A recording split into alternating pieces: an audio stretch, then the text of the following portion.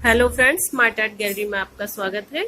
और आज मैं बनाने जा रही हूँ हमारे लड्डू गोपाल जी के लिए जीरो साइज की, जो गोपाल जी होते हैं उनके लिए इंडिपेंडेंस ड्रेस। यानी कि 15 अगस्त को ही जन्माष्टमी है, 15 अगस्त को ही हमारा देश आजाद हुआ था। और इस तरह से अब की बार हम जो आजादी का दिन मनाने जा रहे हैं वो अपने कान्हा जी के साथ मनाने जा रहे हैं। तो अब हमने उन कान्हा जी के लिए अपने तिरंगे वाली ड्रेस तैयार की है। अगर आपको भी अपने कान्हा जी के लिए न्यू कुछ ट्राई करना है तो आप प्लीज ट्राई करें। ये आपके लिए एक बहुत अच्छा यूनिक आइडिया है। और अब हम इसको बनाना शुरू करते हैं। हेलो फ्रेंड्स, आज मैं लड्डू गोपाल की ड्रेस बनाने जा रही हूँ। जो हमारे बिगनर्स हैं और लड्डू गोपाल को अपने हाथों से सजाना चाहते हैं, ये वीडियो बिल्कुल उनके लिए है, क्योंकि मैं एक बहुत ज़्यादा इजी स्टेप उन्हें बताने जा रही हूँ। और उनके लिए मैं बताना चाहूँगी, मैंने लड्डू गोपाल की ड्रेस बनाने के लिए यहाँ 3 तरह की लेस ली है। रिबन है, ये इजीली आपको मार्केट में मिल जाएगा। ये मैंने ब्लू कलर की लेस ली है, सीडी का यूज़ कर रही हूँ मैं इसमें। और ये मैंने बुकरम ली है। यहाँ बुकरम की जगह आप कोई कॉटन का टाइट कपड़ा भी यूज कर सकते हैं। कपड़े का कोई भी कलर हो, कोई दिक्कत नहीं है, आप कोई भी कपड़ा यूज कर सकते हैं। तो आइए सबसे पहले अब हम लड्डू गोपाल के लिए नाप देखते हैं। हमने एक सीढ़ी ली है, सीढ़ी हर घर में नॉर्मली मिल जाती है। और सीढ़ी को हम सेंटर से मापेंगे। तो ये बस 2 इंच की है। और ये छोटे वाले जो हमारे बाल गोपाल होते हैं उनका साइज भी लगभग इतना ही होता है। तो अब हम इसको सीढ़ी को ऐसे अपने जो भी हम फैब्रिक ले रहे हैं उसके ऊपर रखेंगे। और सीढ़ी को रखने के बाद इस पे हम चारों तरफ गोलदारा लगाएंगे। सीढ़ी से क्या है कि जो हमारे गोल ठाकुर जी की पोशाक का जो माप है वो बिल्कुल भी इधर उधर नहीं जाएगा, बिल्कुल गोल रहेगा। और इसका जो सेंटर पॉइंट है उस पर भी हम निशान लगा लेंगे और इसको अलग हटा देंगे। और इसको अब हम कट कर लेते हैं। कट बिल्कुल निशान के साथ ही करें, इधर उधर ना करें, नहीं तो हमारी जो पोशाक की गोलाई है वो खराब हो जाएगी। हमने राउंड शेप को कट कर लिया है। और अब इसका जो सेंटर पॉइंट है इसको हम इस तरह से मिलाएंगे और इसको हम ऐसे फोल्ड करेंगे। ये देखिए, ये बिल्कुल एकदम गोलाई से आया है। और इस गोलाई से अब हम इसको कट कर लेंगे।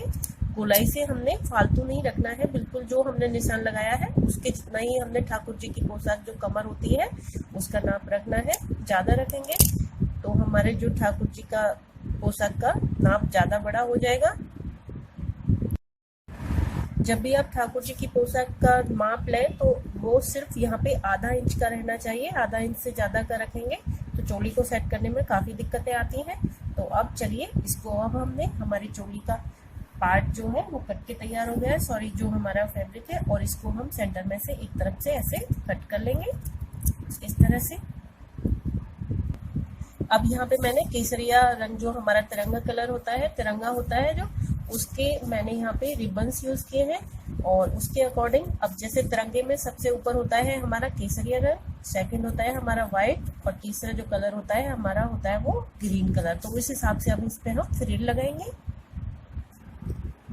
जब हम फ्रिल लगाएंगे तो सबसे पहले अब हम इस पे जो हमारा माप लिया है उस पे हम पहले अपने जो हमने ये रिबन्स लिए हैं उसको लगा के देखेंगे। तो जो पहली फ्रिल है हमारी, उसको हम आधा इंच व्हाइट के अंदर आनी चाहिए जब हम व्हाइट कपड़े को सेट करेंगे। और उसके बाद आधा इंच हमारा ग्रीन के अंदर, इसके व्हाइट के अंदर आना चाहिए। और इस तरह से हम इनको मापेंगे जो लास्ट तक हमारे तीनों कलर्स को सेट हो जाए। हमारे तिरंगे झंडे पे केसरिया कलर ऊपर होता है तो उसको हम ऊपर लेंगे। और जो हमने फ्रिल भरनी है वो आधा आधा इंच की हमने भरनी है। और उसको आराम से हमने सेट करना है। और गोलाई का हम बिल्कुल पूरा ध्यान रखेंगे, गोलाई हमारी इधर उधर नहीं होनी चाहिए।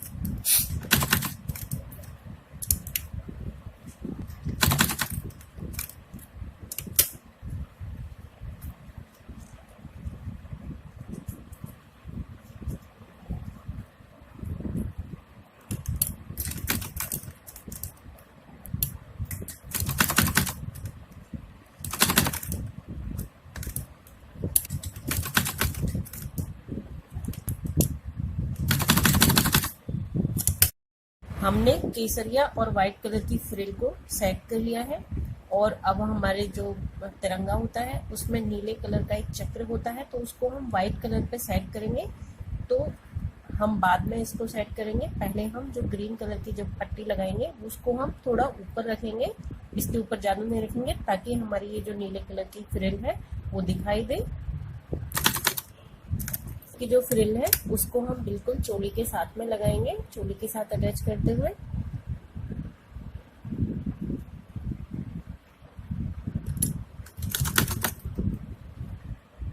ग्रीन रिबन लगाने के बाद हम लेस को व्हाइट के ऊपर इस तरह से लगाएंगे, जो सिलाई है इसको हम दबा देंगे लेस से, और लेस को हम खींचेंगे नहीं, बिल्कुल हल्के हाथ से गोलाई आकार देना है हमने इसको।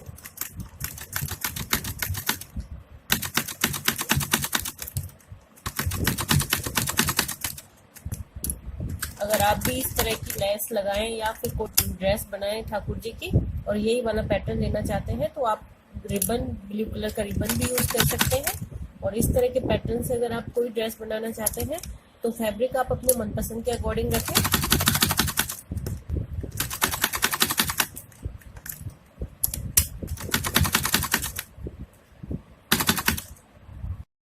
हमने लेस को सेट कर दिया है और अब ये जो हमारा ये वाला पार्ट है, अब इस पे हम लेस लगाएंगे, सॉरी हम रिबन लगाएंगे और रिबन को हम कुछ इस तरह से सेट करेंगे। जो हमारे ये जो हमने पहले रिबन सेट किया है इसको हम सीधा इस तरह से करेंगे और इस पे इस तरह से रखेंगे और इसको इस तरह से हम मोड़ देंगे।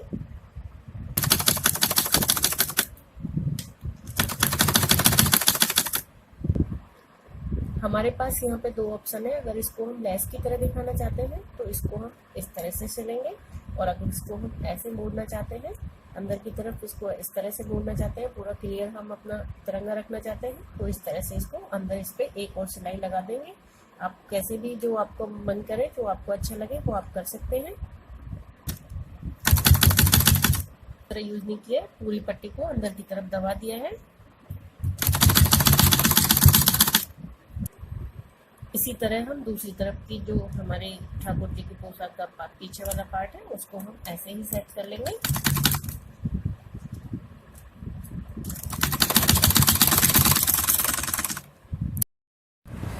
अब कान्हा जी की चोली बनाने के लिए हम 6 सेंटीमीटर की फ्रिल तैयार करेंगे, और फ्रिल को हम कुछ इस तरह से तैयार करेंगे कि हमने जो हमारे रिबन है उनको इस तरह से रखेंगे। आपकी मर्जी है, दोनों में से किसी को भी ऊपर रख सकते हैं। इसमें ग्रीन में बीच में हम लगाएंगे ग्रीन वाला, ये हमारे पास जो लेस है।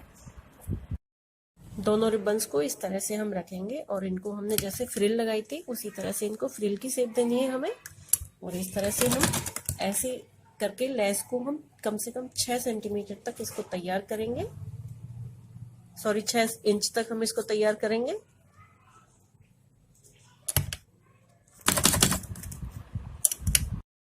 ये मैंने कान्हा जी की चोली के लिए 6 इंच की फ्रिल तैयार की है। फ्रिल मैंने बताई आपको इस तरह से तैयार करनी है और इसके बीच में लगाएंगे हम ये ग्रीन मेरी जो लेस है। आपके पास अगर लेस नहीं है, अवेलेबल नहीं है, तो आप जो हमने ग्रीन कलर का रिबन लिया था आप उसको भी लगा सकते हैं, या फिर ग्रीन कलर का या फिर कुछ भी इसके साथ मैचिंग करता हुआ लगा लें।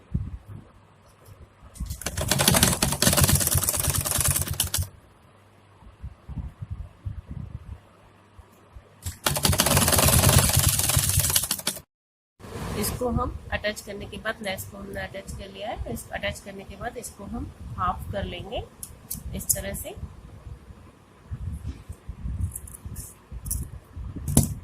और हाफ करने के बाद अब ये हमारे कान्हा जी की जो चोली है उसमें लगाएंगे हम, और कान्हा जी की चोली में हम कुछ इस तरह से इनको अटैच करेंगे। जो हमारे न्यू बिगनर्स हैं वो सुई की हेल्प से भी इसको अटैच कर सकते हैं। यहाँ पे आगे वाला पार्ट ये रहेगा और पीछे वाला पार्ट हमने यहाँ से और पीछे की तरफ इस तरह से अटैच करना है, और ऐसे ही हम सेकंड पार्ट को भी सेकंड साइड में अटैच कर लेंगे। मैंने यहाँ इसको मशीन से इसको स्टिच कर लिया है। ये हमारी चोली का आगे वाला पार्ट है। अगर हम कान्हा जी को, जो हमारे लड्डू गोपाल होते हैं वो बहुत छोटे होते हैं, और इस ड्रेस को अगर हम उनको आगे की तरफ फोल्ड करके और यहाँ पे हम स्टिच करके पहनाना चाहते हैं तो इसको हम दोनों तरह से पहना सकते हैं। और इसके लिए अब मैं इसको इस तरह से स्टिच करूँगी और इसके लिए मैं सुई धागा यूज़ कर रही हूँ। और अगर आपसे मशीन से स्टिच करने में दिक्कत आती है तो आप सुई धागे से भी स्टिच कर सकते हैं। मैंने मशीन से कई बार अपने सब्सक्राइबर्स को, अपने व्यूअर्स को दिखाया है और अब मैं यहाँ पे इसको सुई धागे से इसको अटैच कर रही हूँ। इस तरह से इसको, इस पार्ट को इस तरह से रखें और अंदर की तरफ इस पे सिलाई लगाएं। हमारे लड्डू गोपाल जी के लिए तिरंगे वाली ड्रेस बनके रेडी हो चुकी है। आप इसको ऐसे भी पहना सकते हैं, लड्डू गोपाल छोटे होते हैं, और इस तरह से भी आप उनको इस ड्रेस को पहना सकते हैं। इसमें दोनों पार्ट सेम है और आपको जो पसंद लगे आप उस तरह से अपने कान्हा जी को सजा सकते हैं। आपको आशा करती हूँ कि आपको मेरा ये आइडिया पसंद आया होगा। अगर मेरी वीडियो पसंद आई हो तो लाइक कमेंट्स जरूर करें और मुझे सब्सक्राइब करना ना भूलें।